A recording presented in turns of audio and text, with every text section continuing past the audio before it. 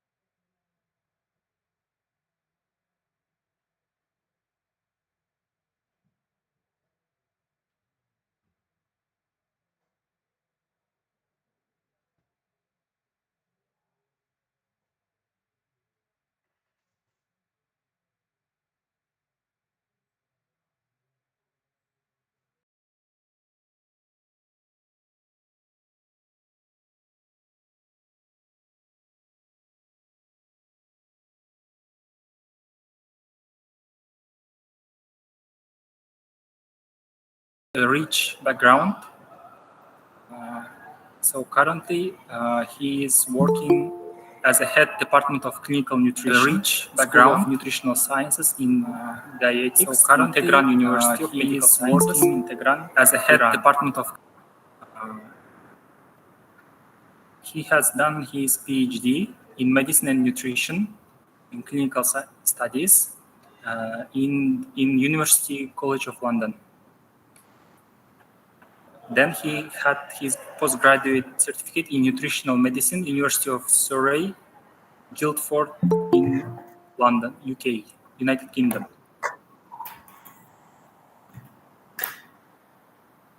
Yeah, and he has medical background from Kerman University of Medical Sciences, Kerman, Iran. So today we are going to have our professor will give a lecture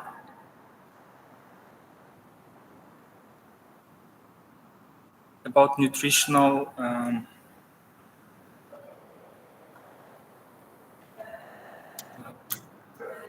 in disaster medicine,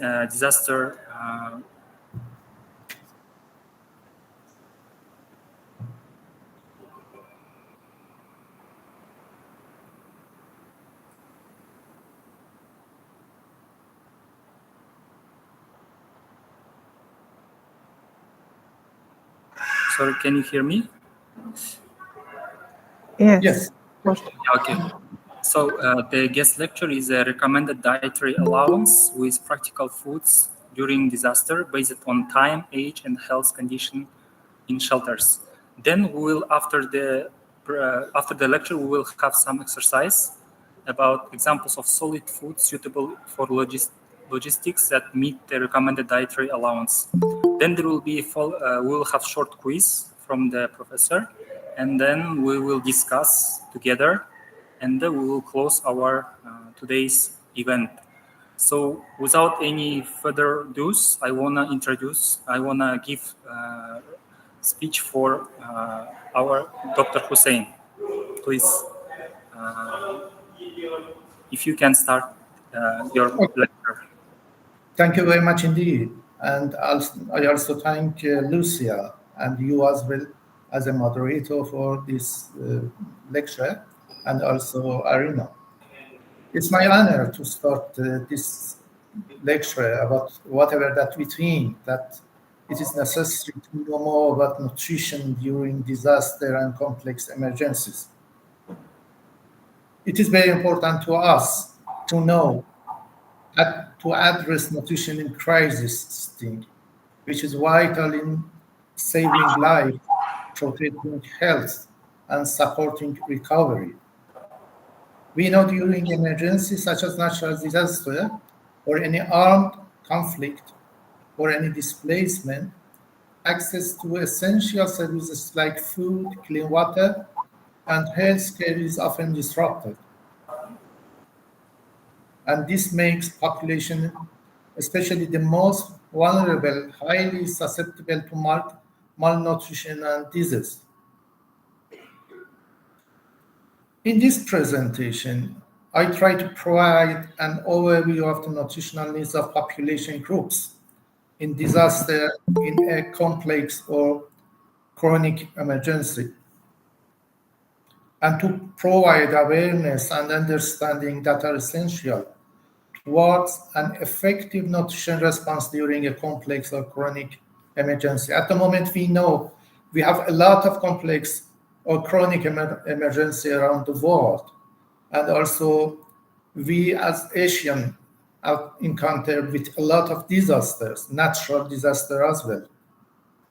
So based on World Health Organization definition, the nutrition in emergencies is the coordinated provision of nutrition-rich foods, macronutrient support, and also therapeutic care to reduce malnutrition-related mortality and morbidity during humanitarian crisis.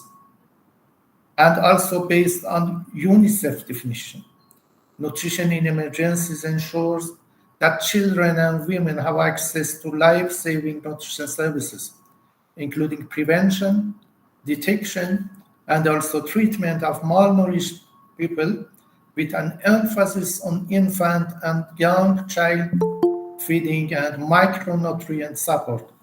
Just I emphasize on micronutrient support as well, because sometimes during this aid, we miss the micronutrient support.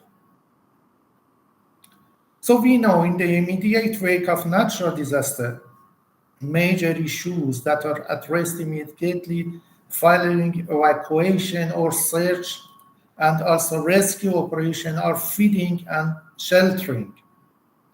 These are core elements of survival and are an important area for government and non-governmental responses.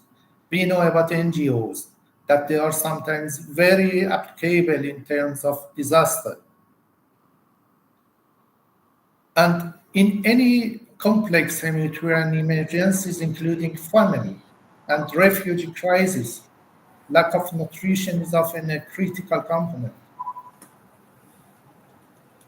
We know malnutrition is not an immediate concern in the most disaster. Just think about any disaster, for example, earthquake or something like this. But when a disaster occurs in the area that is already dealing with issues of famine, hunger, or any inhibition of access to food and nutrition, it becomes increasingly more important. We know about malnourished people around the world that at least 1 billion people around the world are undernourished. We know about the definition of malnutrition. As a whole, malnutrition is an imbalance between the intake and the needs and requirements of the body. So when we are talking about malnutrition in disaster, most of the time we are talking about undernutrition. We know that overnutrition could be another source, another major problem around the world in terms of obesity. In definition, malnutrition could be actually for obesity as well. But in this lecture, when we are saying about malnutrition, we try to say about undernutrition. So access to food and adequate nutrition is critical to survival in an emergency situation. And emergencies often result in food shortage. And we know that nutritional status of affected communities will be affected, especially high-risk groups, infants, children, and adolescents. We know that children under 5 years are vulnerable to a lot of disease with any limit in nutrition and food intake. But we know adults, especially pregnant and nursing women, and older persons could be affected as well. So if we have any depletion in food supplies and any limitation in replacement of food in short time, we could have a nutrition emergency. So it will increase actual rise in mortality due to acute malnutrition. I don't want to go to the definition of the things related to nutrition today because it takes a long time and we have only an hour lecture. But I think that most of the students and also audience know about the political issues of nutrition in any emergency and which aspects could be considered in malnutrition and also in complex emergencies. We know that malnutrition can be the most serious public health problem and may be a leading cause of death. It could be direct or indirect effect on health and mortality. We know with technological advanced world, we have a reliance on refrigeration and gas and electrical cooking method. And at the moment, we have less household food storage and a preference for fresh foods. All the things, these are the disadvantage of feeding population during disaster. In particular, the increased reliance on foods prepared away from home and inconvenience foods serves to complicate nutrition emergency situation. This is becoming increasingly complex and requires food experts to think about how to address its nutritional component. We have a few questions. For example, how do disasters affect the status of food and nutrition? So the nature of food and nutrition problems depends on the type of disaster. It's very important. Which is acute or the other could be chronic, for example, in famine. The duration is also very important. Size of the area affected and also nutritional status of population prior to the disaster. Sometimes we don't know exactly the nutritional status of the population that they have affected. It's very important to know more about this issue because when we want to have any kind of intervention, we should know if it's possible, if it is feasible. We should know more about the population and also nutritional status of them.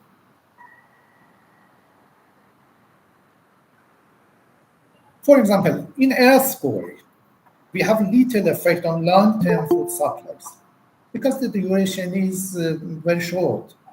But in terms of, for example, the other ones, for example, famine, we have a chronic problem in terms of the things that could happen during these disasters. For floods, hurricane, tsunami, they could directly affect the availability of food by ravaging crops, killing livestock and domestic animals, and destroying stored food. So any type of disaster will disorganize transportation system because sometimes we have the reserve of foods, but the problem is transportation and any kind of communication and social and economic routines will be affected in this kind of disasters. So even though food stores may exist, the population may not have access to food. Why it is important? We know about children. These are vulnerable groups or high-risk groups, pregnant and lactating women, and also elderly. Aging is a problem in this issue. And any person with chronic illness, these are the most vulnerable group in disaster. So poor nutrition in early life causes irreversible damage by any kind of physical and cognitive development in these children. So providing specialized nutrition support to these groups helps preserve long-term human potential. The other issue returns to immune function because we know about the mortality in these high-risk groups and the nutrition weakens the immune system, making people more susceptible to disease and deficiencies in micronutrients such as vitamin A, zinc, and iron impair immunity and wound healing. Again, we should consider all the things apart from hunger in this group for micronutrients, including vitamin A, zinc, iron, which have a direct effect on immunity and wound healing. So adequate nutrition helps population withstand and recover from infections and injuries. The other main problem is maintenance dignity and human rights. Food and nutrition are basic human rights. And humanitarian responses must ensure people have access to adequate, appropriate, and culturally acceptable food even during crisis. Another issue returns to long-term development damage with malnutrition, undernutrition. During emergencies, this can lead to stunting. One of the main problems during crisis and this kind of disaster. It means low height for age. Any kind of problem in development. Another issue is wasting when we have low weight for height. And sometimes we have micronutrient deficiencies, including anemia, iron deficiency anemia. These conditions limiting the educational and economic potential affecting entire communication, and also these could be a problem for long-term effect. What is the purpose of food aid? So, prevention of malnutrition on one side, and plan for the treatment and management of the cases of malnourished people from the other side. And any kind of acute or chronic malnutrition during this procedure is very important.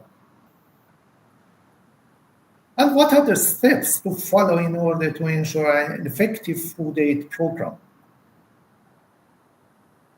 At first, we should estimate the quantity of food available. We should also calculate the dietary needs of affected population. We should know about the number of population, also the needs of this population. And also we should determine the food rations in accordance with the characteristic of the population and estimated duration of the effects of the disaster.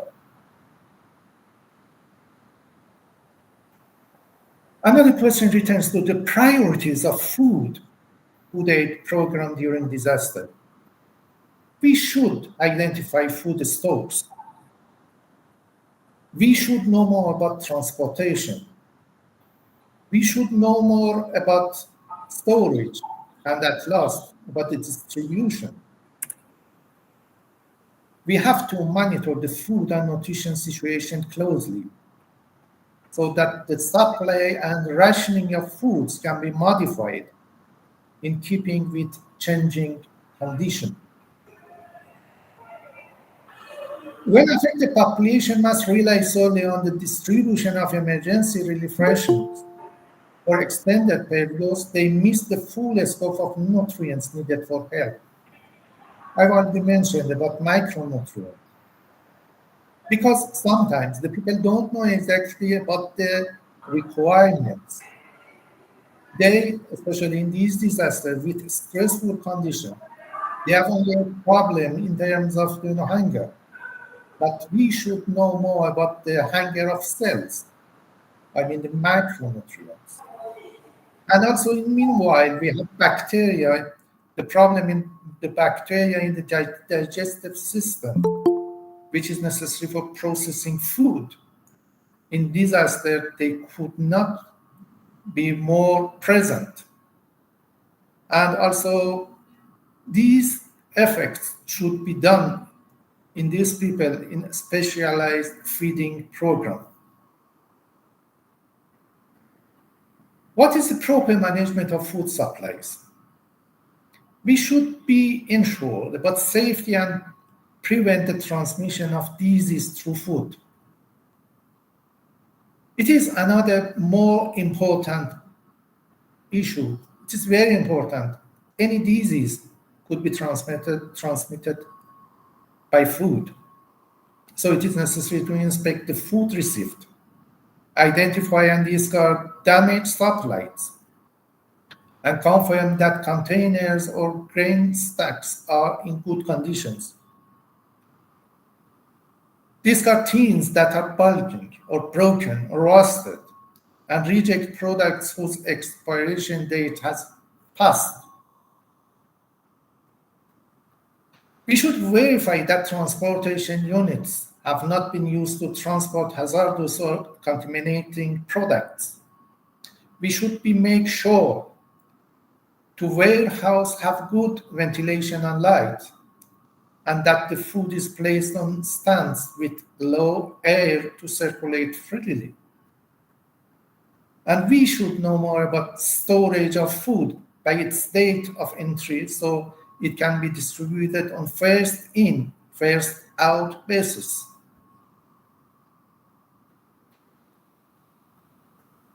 Another consideration should be for post-disaster feeding intervention. It is part of the longer-term development strategies. dependence of external assistance and feeding efforts.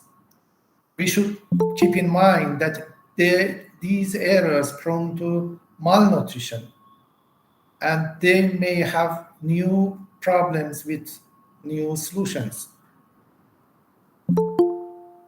After immediate needs, we should know more about malnutrition.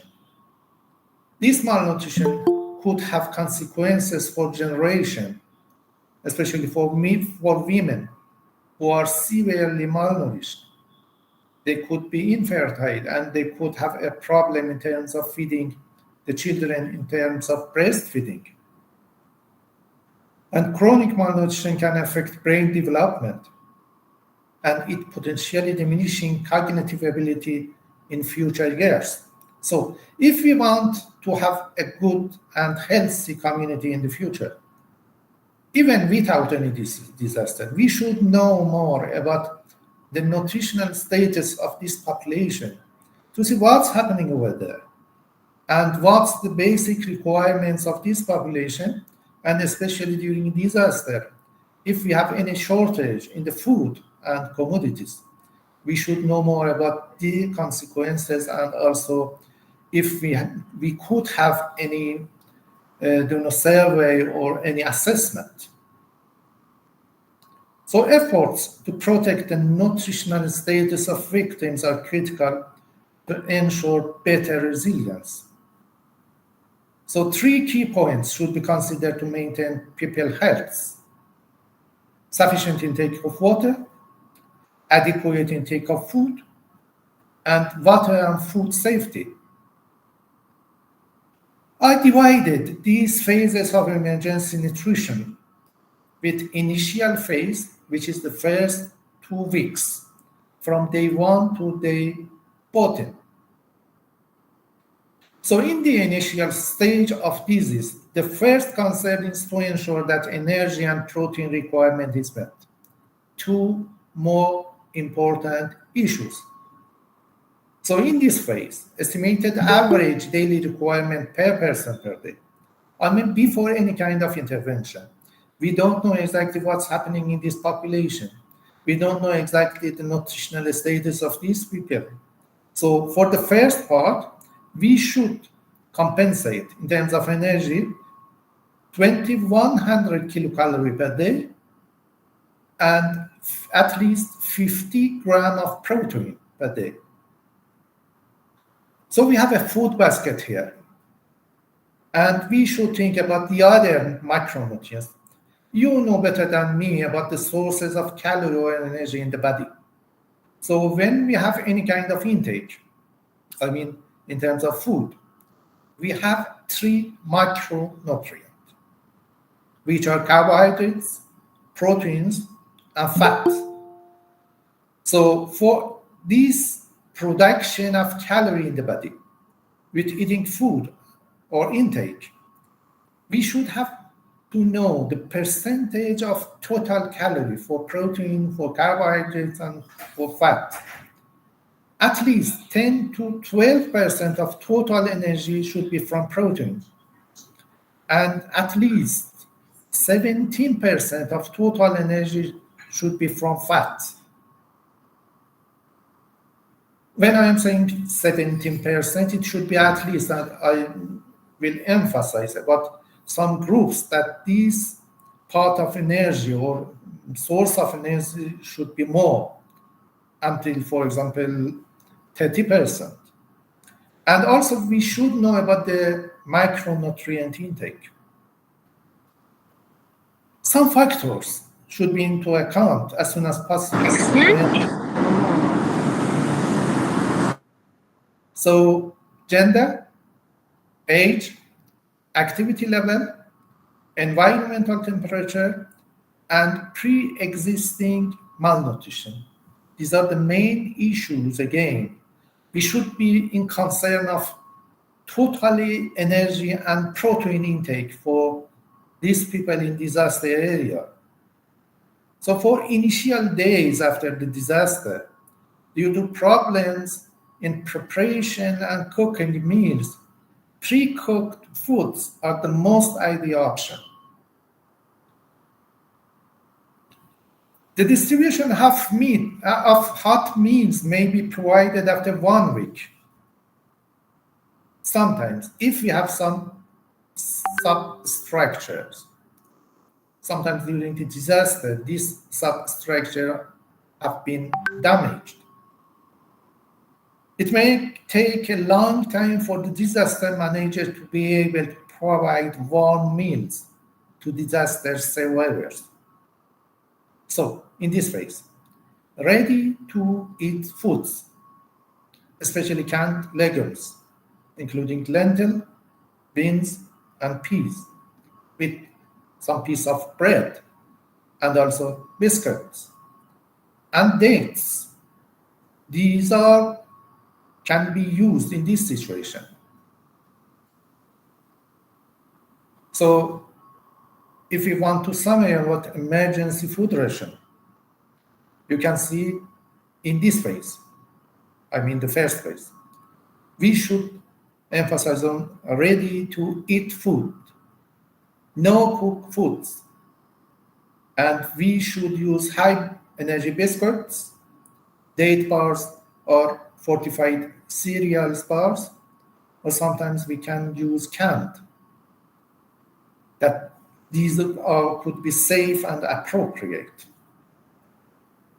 But we should monitor the average daily intake of calorie, 2,100 kilocalories per day per person, with priority to at-risk groups. And we should know about the distribution as well. Sometimes it could be through general food distribution, or sometimes if we have some target supplementary feeding programs, it could be distributed from this part. After 2 to 3 weeks, it is essential to ensure that the rationed foods provide safe levels of micronutrients intake. Because we know after a while, we have a problem in terms of deficiency diseases. So the main specialized function of nutrition response in disaster are rapid nutrition assessment, or RNA, quantitative and qualitative monitoring of food baskets, and also implementation of nutrition-specific intervention. I don't want to go to the detail with this short lecture, but just you should know about rapid nutritional assessment as a basic method. So these methods could be SMART surveys. We should have a workshop, at least 2 or 3 days workshop, to know more about these procedures or these assessments. The other one is mid-upper arm circumference tape screening. So this is very fast and rapid assessment, especially for children less than 5 years old.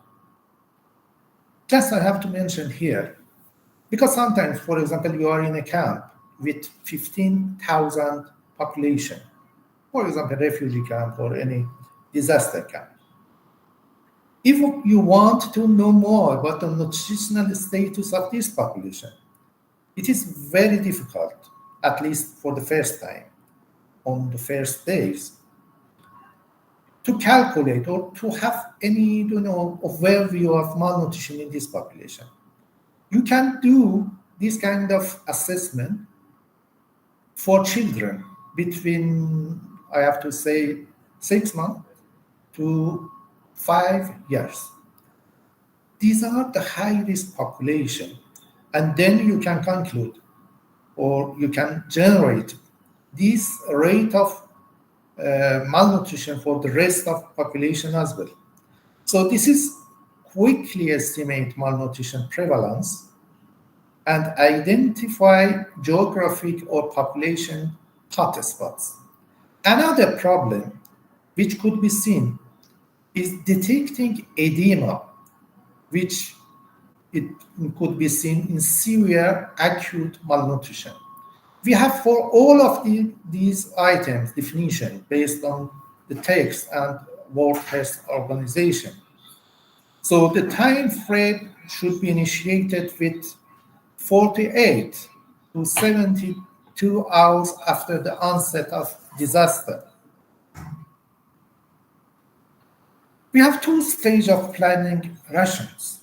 Stage 1, we should decide the levels of key nutrients in the ration. And in stage 2, we should select types and quantities of food. One important question, how are food aid rations to be calculated? This is part of the thing that you should know as any health care worker or any person in nutrition world. So the food should be part of the food pattern of the population. It's very important. Sometimes we cannot generate for all of the people around the world, because the culture is very important. The food pattern is very important in the population. And the quantity of food in a ration should depend on the stage of the crisis and on available resources. Which factors should be considered when preparing rations? So the food ration should be as simple as possible, because we are in emergency condition. So a basic food could be rice, corn, wheat flour. This is the basic food. We have a concentrated source of energy, which could be oil or any kind of fat.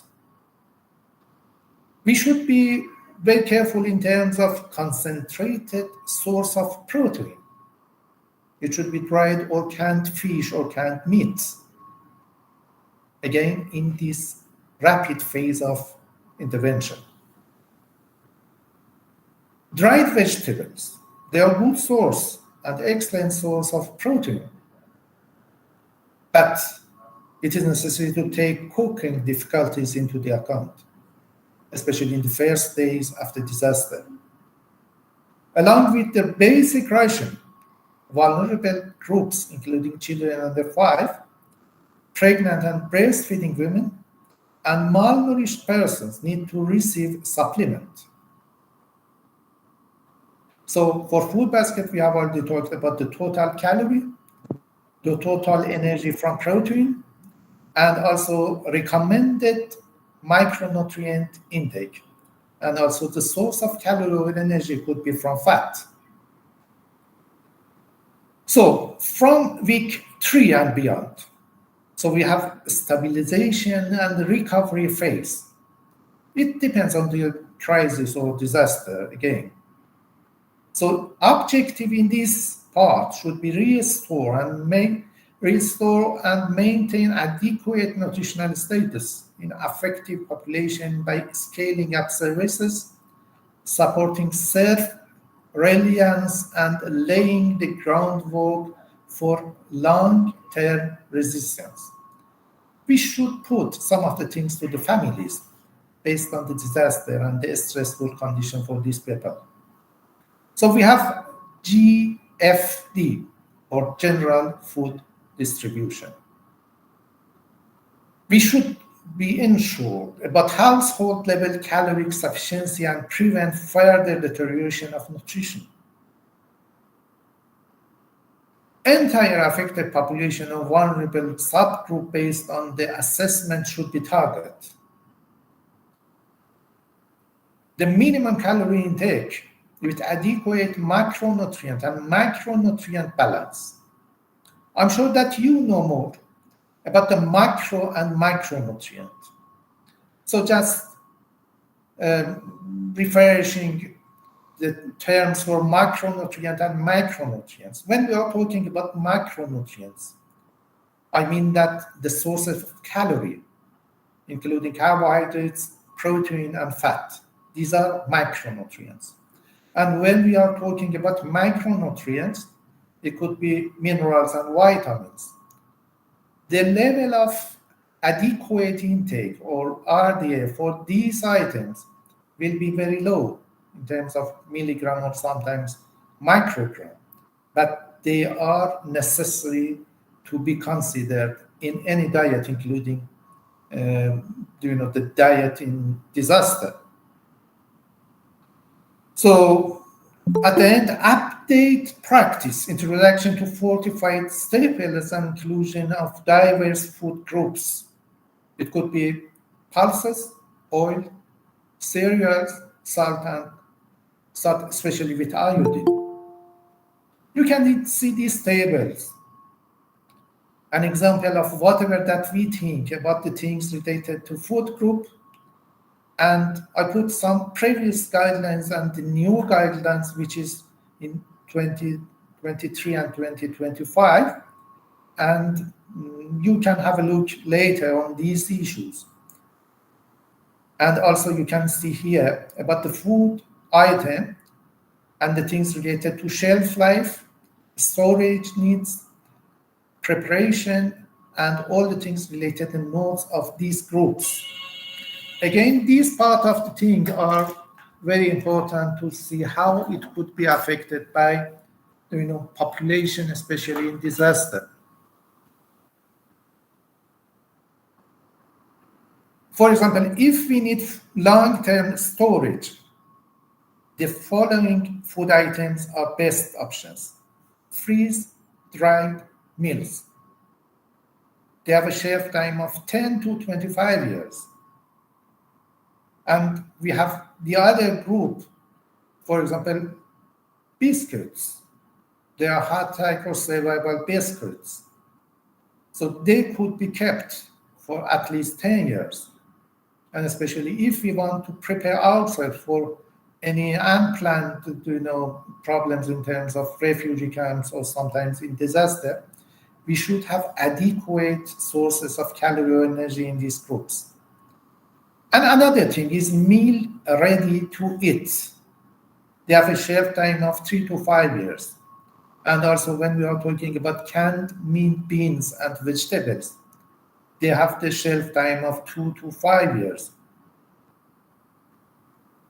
And also you can see here the percentage of the total calorie from micronutrients, carbohydrate, fat, and proteins. You can see here, for example, for carbohydrates, with previous guidelines and new guidelines, I try to consider all the things related to new guidelines, which is 50 to 65% of total energy should be from carbohydrates. For fat, it is 25 to 35%. I've already said about at least 17%. And for protein, it should be at least 10 to 15% of total calorie or energy.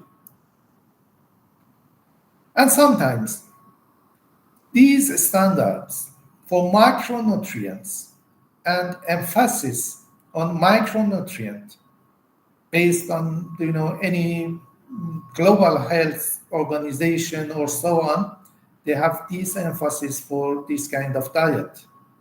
And you can see here again for the things related to carbohydrates, protein, and fat. Another thing is adjusting the initial prime figure for energy. So the temperature is very important. If the temperature is below 20 degrees centigrade, we should adjust energy requirement upward by 100 calories for every 5 degrees centigrade below 20 degrees centigrade. So adjusting of total calorie, because these people in this disaster, they need more calorie per day. And also health or nutritional status of the population. So if either of these is extremely poor, we should adjust the total calorie intake by 100 to 200 calories per day upward. And based on demographic distribution of the population, again, we should adjust the total calorie. And also for activity level. based on the activity, the needs for calories should be increased.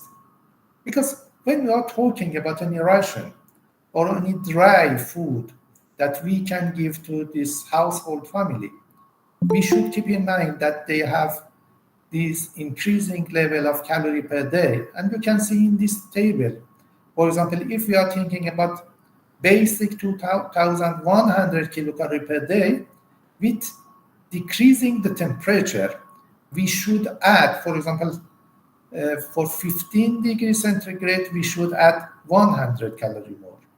And for any 5 degrees less, based on the things that could happen, we should add the total calorie. For example, you can see here for more 400 calories per day.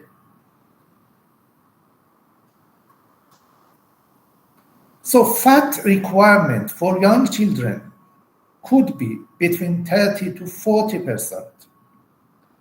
And for pregnant and lactating women, it should be at least 20%. And sometimes we should refine the ration. We should select comorbidities to meet a specific consideration.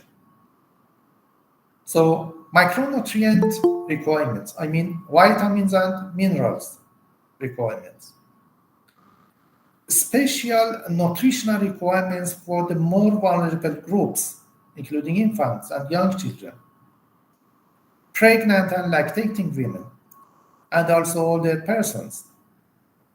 Use of exceptional comorbidities, so including milk powder and ready-to-eat meals, and also underlying social and cultural issues affecting food use and food preparation, and at the end, logistic and food management practicalities. You can see here the level of daily requirement of macronutrients in nutrition emergency. You can see vitamin A, riboflavin, niacin, folic acid, vitamin C, vitamin D, iron, and iodine. And also response options to address macronutrients needs. Inclusion of fortified food items in the general rations. Promoting the production of vegetables and fruits. Promoting beneficial food preparing practices for the families. Providing fresh food items in general rations and facilitating access to fresh foods. And food diversification. It is very important here. We should add to the ration food sometimes any kind of vitamin and mineral in terms of ground nuts or dried fish and so on. And distribution of vitamin and mineral supplementation based on the things related to high vulnerable group. This part is very important as well, because you can start something. If you don't monitor the food basket, you lose whatever that you've done. So food baskets distributed by agencies and organizations should be monitored quantitatively and qualitatively. So national guidelines. Again, I have to say about national guidelines, because sometimes we know that we have international guidelines, but especially for some areas, some locations, we should have more attention to national guidelines into account to ensure sufficient food intake among vulnerable people groups. Some necessary food items to provide nutritional needs. So ready-to-eat supplement food for children under 5 years old. Bread, especially dried ones. Canned legumes, fish, or other foods in can. High energy snacks. It could be sesame butter. We have halwa in Iran. I'm sure that you should have a kind of halwa in Indonesia as well. Peanut butter, nuts, dry fruits, biscuits, sometimes cookies, fruits such as banana and orange, and sometimes sterilized long life milk. And one important thing returns to sanitary packaging, packaged water. You can see here example of rations for nutrient emergency. As I have already talked about these rations, you can see we have a basic thing in terms of cereals, pulses, oil, fish, meat, fortified blended foods, sometimes sugar, and iodine salt. So you can see here in this slide, for the energy around 2,100, okay? We have three examples here. It could be part of the work that Bakhtik Bek told about this workshop here. So you can see here the total amount of each group, which could be cereal, pulses, and sometimes sugar and oil. And with this distribution and also the variety of foods, you have this kind of ration in emergency situation. Another thing, whom to measure? So anthropometric measurements of infants below 6 months of age for monitoring and evaluation purpose is generally not recommended. I've already talked about monitoring the people, especially the children under 5 years old. These are more vulnerable to adverse environments and respond rapidly to dietary changes, and are more at risk of becoming ill. So sometimes if we don't have good source of food or calorie for this group, I mean under 5-year-old children, they have weight loss as a result. So rapid nutrition assessment could be done to know more about information on the nutritional situation. And we could measure the prevalence of acute malnutrition in children between 6 to 59 months. Part of it could be done from measuring mid-upper arm circumference. So we can assess common infant feeding practice, identifying cultural habits of food intake, recognizing specific vulnerabilities, and assessing local and national capacity to cope with the situation. I don't want to go to detail because we have a shortage of time. RNA or rapid nutrition assessment reveal where immediate intervention are needed. We have some protocols. Based on the level of malnutrition, we should have intervention. So this kind of assessment should be continued. I have to say it could be done after 3 to 6 months after occurring a disaster. And based on the finding of RNA, a decision is made on an appropriate response. So we have to know more about implementation of nutritional specific interventions. So following data gathering, proper intervention should be designed and implemented based on a demonstrated understanding of the situation. You can see here some consideration for the intervention programs in disaster. We should know more about the definition and also management of both severe and moderate acute malnutrition. I wish that we could have further lectures to explain about whatever that could be done in terms of severe or moderate acute malnutrition. We have a lot of protocol for these, especially high vulnerable groups. We should know more about micronutrient provision to prevent potential deficiencies.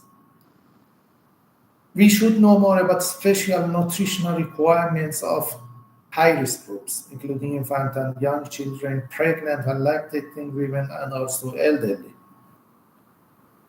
We should know more about safe and appropriate food preparation and caring activities. Clean water is very important, providing sanitation facilities. Nutrition education and counseling for victims. Nutritional care for group needed special assistance. And quality control to ensure that food distributed to victims is safe and appropriate with appropriate quality. And logistic and food management. Just brief explanation about interventions. You can see here. We have one part, it is general food rations.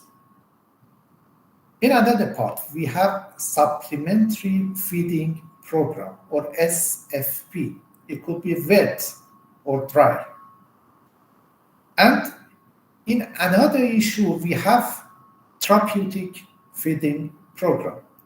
Just a mention about the topics, because when we want to know more about any kind of intervention and the recommended response, we have to talk more than a day to see how it could be effective. And you can see here about targeted supplementary feeding programs. And another very important consideration, which is blanket supplementary feeding program. For blanket supplemented feeding program, all children, usually under 5 years, pregnant women from the time of confirmation of pregnancy between 4 and 6 months, lactating women until 6 months after delivery. These are the part of the blanket supplementary feeding. And we have a protocol when we should start. They should be discussed in details and hopefully in the next lectures. Just mentioning about nutrition intervention in emergencies. Why we do it? Prevent malnutrition and excess mortality. You know that one of the main problems, especially in camps after disaster, is mortality, increasing mortality, especially for the children under 5 years old. Rapid screening and identification of malnutrition. It could be muscle, it could be measuring upper arm circumference. So mid-upper arm circumference measurement is very important. CMAM, or community-based management of acute malnutrition. It is another part that should be discussed in detail in future. So therapeutic and supplementary feeding programs, ready to use therapeutic and micronutrient supplementation. These are based the things that it is in a sphere, the textbook for this disaster. So therapeutic and supplementary feeding programs, it is a high incidence of malnutrition rates in the country prone to World Food Program to intervene by implementing supplementary and therapeutic feeding programs. Just you can hear therapeutic and supplementing feeding programs. So therapeutic milk is provided by UNICEF, and fortified food is provided by World Food Program. So provision on antibiotics, vitamin A, folic acid supplementation, treatment of common illness. These are the recommendations of UNICEF and also Ministry of Health in any area country. You can see an example of ready-to-use therapeutic food, biscuits. And also you can see here, this is paste, which is ready-to-use therapeutic food as paste. especially for group that they are high risk, children between 6 to 59 months. And another powder, which is multiple micronutrient powder. This is specifically to address macronutrient deficiency, including anemia, by improving the quality of children's diet and prevent vitamin and mineral deficiency where access to a diverse range of nutritious food is limited. And sometimes we have suggestions, for example, from WHO, for fortifying foods with iron-containing micronutrient powders. This is especially for children between 2 and 12 years old. And you can see the procedure that could be done. Another thing is ready-to-use supplementary food. The difference between this and the other one. So ready-to-use supplementary food is a food supplement for the dietary management of children 6 months and older with moderate acute malnutrition. So it could be eaten directly from the package without any dilution or mixing. And we have the composition of each of these ready-to-use supplementary food. In summary, aim of nutrition in emergency is to reduce mortality associated with malnutrition and to improve the nutrition status of the affected population and prevent their situation from deterioration. So major food and nutrition issues surrounding emergency is the risk factors for malnutrition in complex emergencies, access to adequate food in terms of quality and quantity, limited ability of the affected population to produce own food and supplement relief food, and also the challenges faced by the relief agencies in providing adequate, culturally appropriate, and familiar foods to the affected population, and also empowering the affected population to acquire some level of self-sufficiency in food security. So I'm not sure about the time. We have a case study here. We can start now, or it could be done at the end based on facilitator. Tell me about it, Bakhtagar. Yeah, I think we can proceed. So, any questions from the audience, or we can, have the case?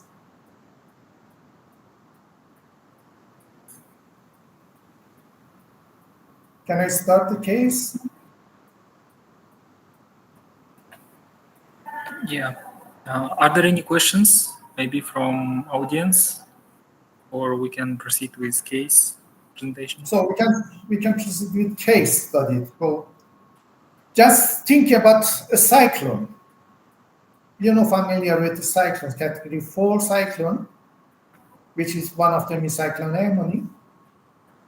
It has devastated parts of the coastal delta region, displacing over 60,000 people into temporary camps. Flooding has cut off access to local markets and contaminated water supplies.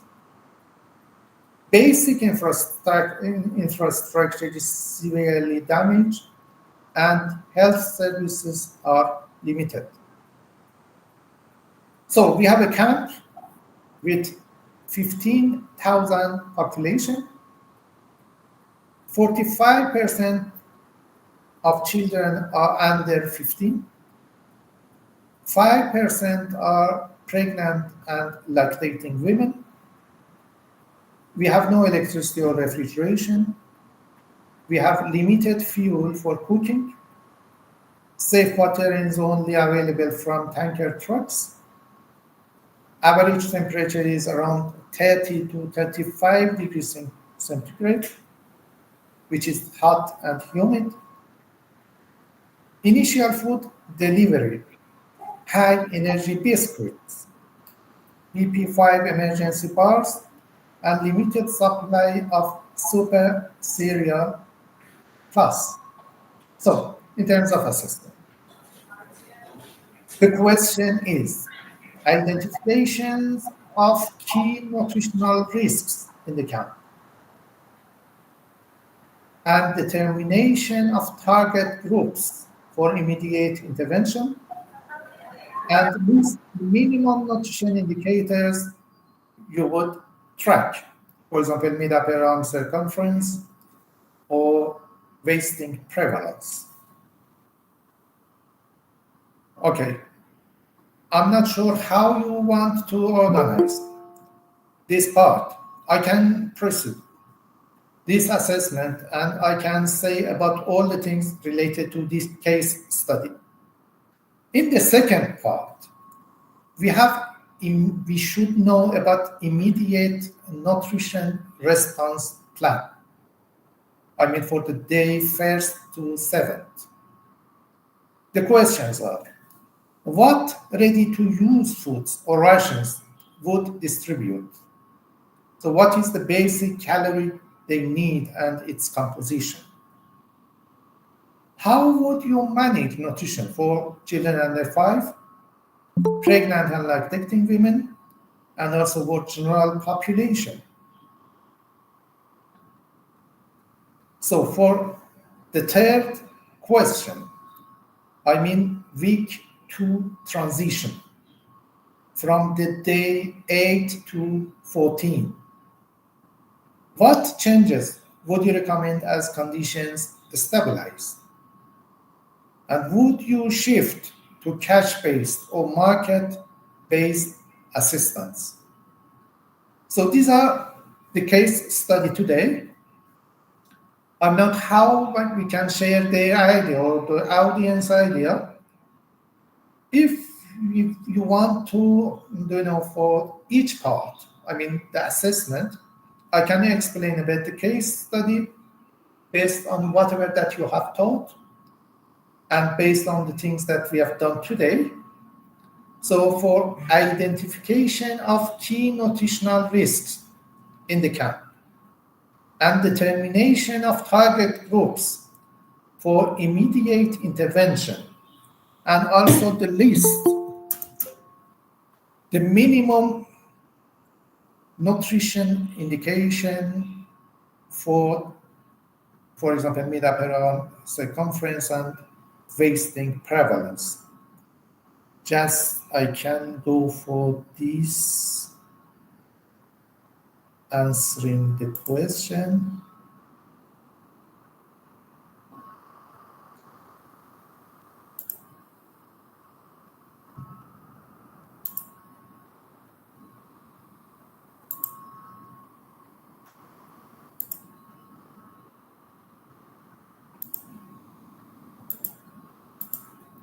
During that you are thinking about the question, we can show this share.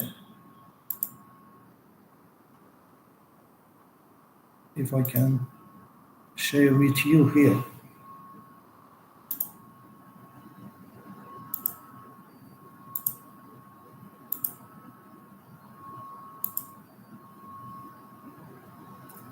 Unfortunately, cannot be shared, but you can think about the question.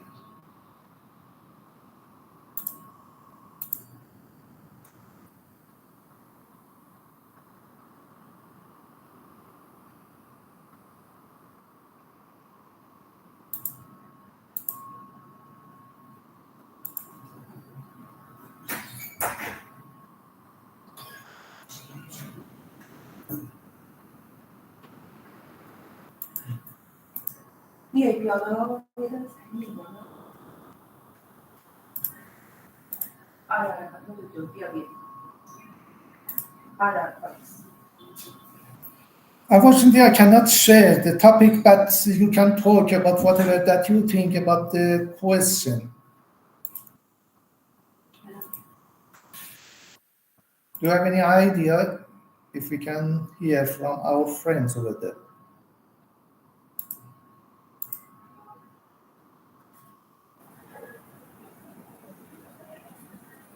Yes, so dear audience, are there any ideas about the questions? About assessment, nutritional risks in the camp. Okay, if you see, for the first part, the case response for assessment, we should consider all the things related to whatever that we have already talked. If you can see this word file, so for assessment, the key nutritional risks are acute malnutrition or wasting. This is due to lack of food diversity and quantity. Okay? The other issues pertains to micronutrient deficiencies. So micronutrient deficiency is another main problem. Dehydration and diarrhea. This risk is due to water contamination. Breastfeeding disruption. Any problem for lactating women due to stress, crowding, and lack of privacy. These are the key nutritional risks. And when we are talking about the other issue, which is vulnerable group, so we are going to talk about children under 5 years, especially between 6 to 59 months. And another high-risk group is pregnant and lactating women, and also elderly and chronic ill patients. These are the determination of target groups. And the third one, indicators to track. So the question was, list the minimum nutrition indicators you would track. So mid-upper arm circumference for screening children and pregnant and lactating women, weight for height Z-score or WHZ if it's visible, and also number of infants and young child feeding support contacts, and dietary diversity score. These are the things related to indicators to track. It was the first question, which was assessment. For the second one, we had immediate nutrition response plan for day 1 to 7. The answer. So the first question was, what ready-to-use foods or rations would you distribute? Or what is the basic calorie they need and its composition? So we should distribute ready-to-use therapeutic food to those with severe acute malnutrition. We should provide ready-to-use supplementary food. Just I mentioned that we have the difference between ready-to-use supplementary food and the ready-to-use therapeutic food. It is ready-to-use supplementary food to prevent deterioration. And also, we should initiate blanket supplementary feeding program, as I already mentioned. So sometimes we can use Super Cereal Plus, especially where the water is clean. And also, we should conduct mid-upper arm circumference screening, which is a rapid test to show how this nutrition response could be facilitated. And for pregnant and lactating women, this was for children under 5. Another question was for pregnant and lactating women. So we should distribute Super Cereal with fortified oil. We should provide iron folic acid supplementation. You know that during pregnancy, we need iron supplementation and folic acid supplementation. Folic acid supplementation could be started before conception, but actually during pregnancy, this supplementation should be continued. And also we should continue target with high energy biscuits for immediate energy and provide access to private, for example, any kind of child and young children food support spaces.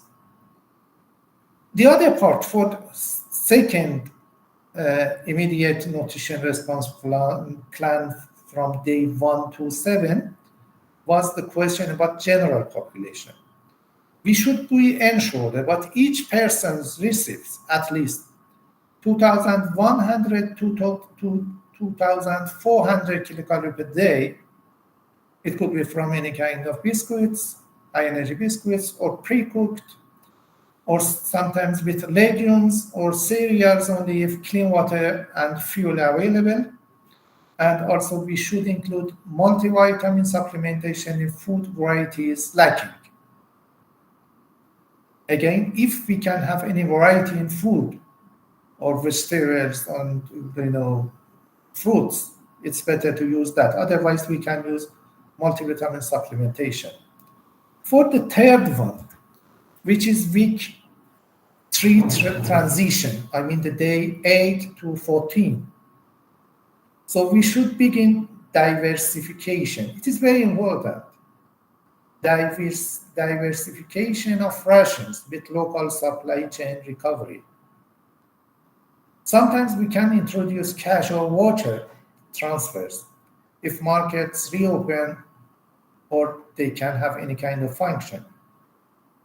We can maintain blanket supplementary feeding program for children and high-risk women, I mean pregnant and lactating women, for at least 3 to 6 months. And then gradually integrate community kitchens or fuel-efficient cooking solutions. And then we can have any plan for post-disaster surveillance. So we should have growth monitoring and food security. This is the case and the questions in terms of what that we said today. And I have to say, we have not said a lot of things in terms of the details of nutrition in disaster, especially in some people with chronic or acute malnutrition, especially in children group. At the end, thank you very much for your consideration. I hope that this collaboration between these two universities could be continued.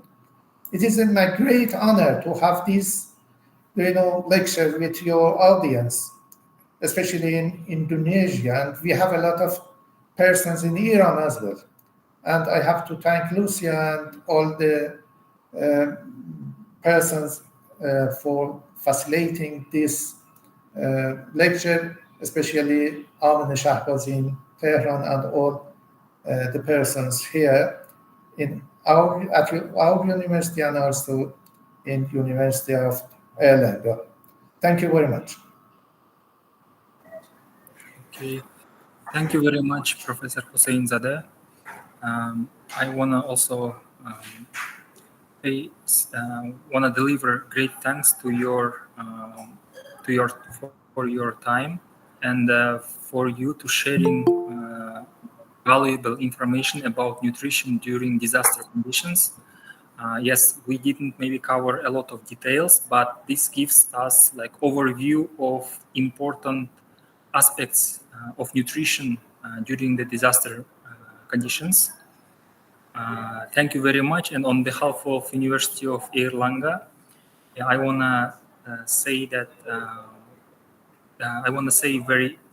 thank you to you and to the University of Tehran. And we hope we can continue our meetings, maybe some joint programs Thank you very much.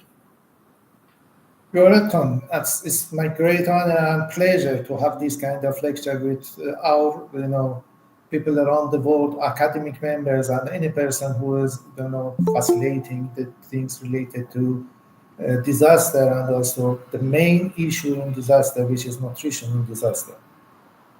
Thank you very much. Okay. The last thing, well, we just finished, but maybe there are some questions. Are there any questions from the audience or not, or everything was clear? Maybe someone wants to ask something.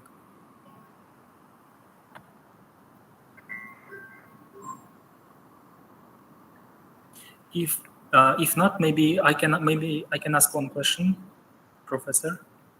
Yes, sure. So, what is your opinion regarding the contingency planning? Like, in case of the disaster conditions, how can we have some kind of plan B if plan A is not working, for example? What is your opinion about it? Sorry, repeat again about what's your concern. Sorry. Yeah. So, what's your opinion regarding the contingency planning?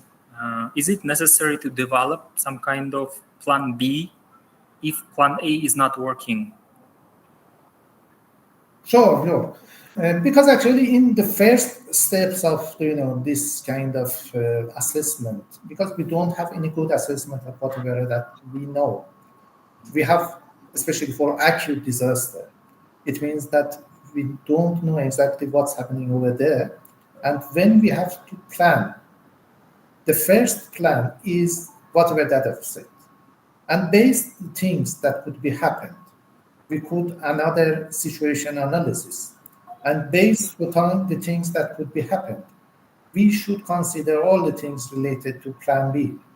So it means that, for example, if Red Cross or any non-government organization, NGO, wants to have this kind of aid, we should have a good facilitation and also coordination between all the groups. What is the main problem in disaster and humanitarian crisis is starting for help from anywhere. It could be from the local area or it could be around the world. But part of it could be coordination.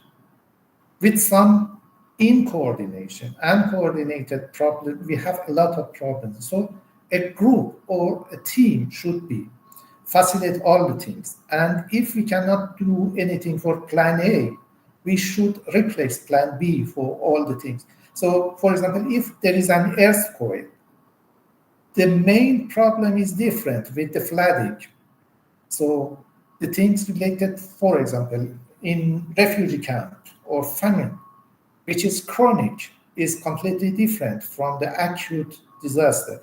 So these are the main things that could be solved, especially if a team from all health workers, including nutritionists, because sometimes we have some persons, and most of them are voluntary, and they want to start, for example, even if they want to have an assessment.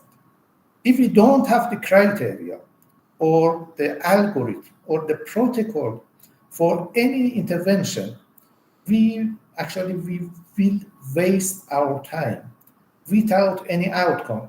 This is part of the thing that could be done.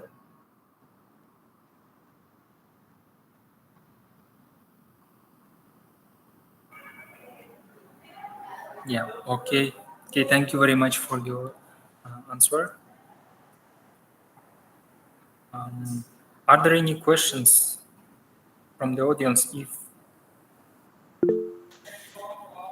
Yeah, please, Asia Devani. Thank you for the opportunity. First thing, let me introduce myself. My name is Aisha, and I have two questions that related to each other. So the first one is it a good step to prepare the community to make their own emergency food with expert guidance, considering that Indonesia is a country with a large area and has a risk of being frequently affected by disasters due to its geographical condition? And if so, how to start empowering this community to have good food security for their families? And that's all from me. Thank you. So, as you said, we have some expected disasters. So it means that, for example, the rate of earthquake in some area is high. And especially in Iran, we are living in an area with high risk of earthquake and sometimes flooding and so on. So you should have prepared. So you know in disaster, some part of is preparedness. It means that we should expect that maybe in near future we have this kind of disaster. And at least in terms of food aid, we should to have any kind of prediction of whatever that we need. Part of it could be done, but some international organization and locally the organizations such as Red Cross and so on. So it means that just I have to mention, it is very critical. Sometimes the people trying to do something without considering speciality on it. They have done a lot of things, but if it is not academic, part of it is waste of time and waste of money. So I mean that for any kind of food aid, from students or scientists and also professionals in this area should have a team or group before disaster. I mean preparedness. And then based on the local, I have to say, budget and also the facilities, we can prepare some of the things that we need for future. Part of it is the things related to whatever that they need. I mean, the people who are affected by disaster during the immediate phase of disaster. It could be stored anywhere, but we have to check. Sometimes these, fortunately, of course, these reservoirs have not been used because they have not any disaster. Just they should monitor all the things related the date of this production and all the things that they need, especially high vulnerable group, based on the main nutritional aspects. So this could be prepared for the people who can be affected, especially high risk groups, and they could be stored somewhere. For the second part of management of disaster, we should know about all the things related to livestock or production, or sometimes putting wet ration to the people and starting to prepare all the things related to the cooking and whatever that they love or like and do. Because sometimes when you prepare something for some areas, it will not be actually for this group is not, it could not be favorite. Sometimes they use some can. These cans are not favorite for that area, so it means that it would be useless. So for the second part, we can have a ration for dry distribution of whatever that they need based on the things that they have in terms of cooking or preparing something. Hope it will be useful for Aisha. All right, thank you for the explanation, professors. I appreciate that. And yeah, that's all from me. Thank you. You're welcome.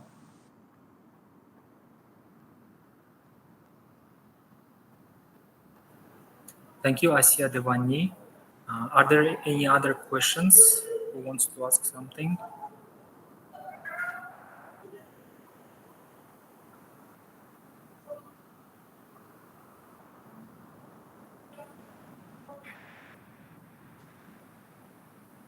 Okay. Yeah.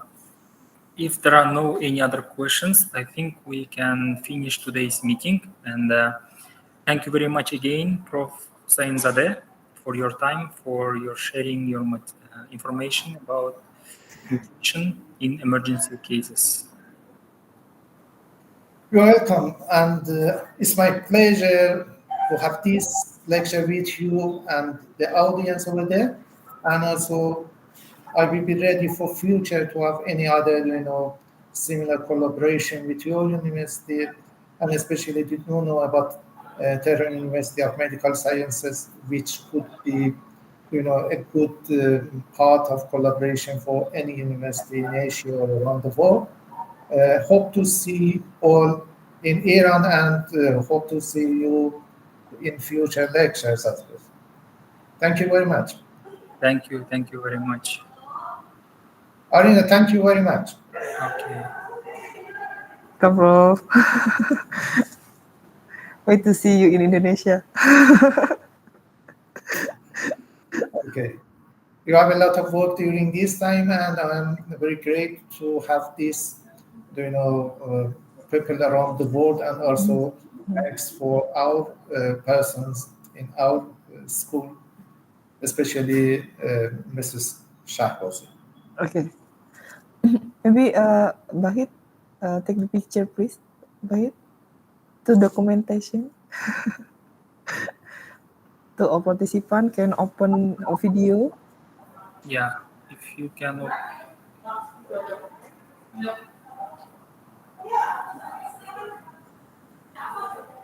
Okay. Bu Arina, can you please take the picture, because it seems like I have still problems with my monitor. Okay. Okay. Okay. Okay, thank you very much. If it's finished, I 1, 2, wish 3. the best to all of you. Yeah. Okay. Next. 1, 2, 3. Cheers. Okay. Thank you very much. Thank you very much, Prof. Hossein. Mrs. Abazi, thank you very much. Thanks a lot and have a good time. Yeah. Thank you very much. And I think we can finish here now. All right. Thank you. Bye-bye. Thank you very much, Prof. Hossein.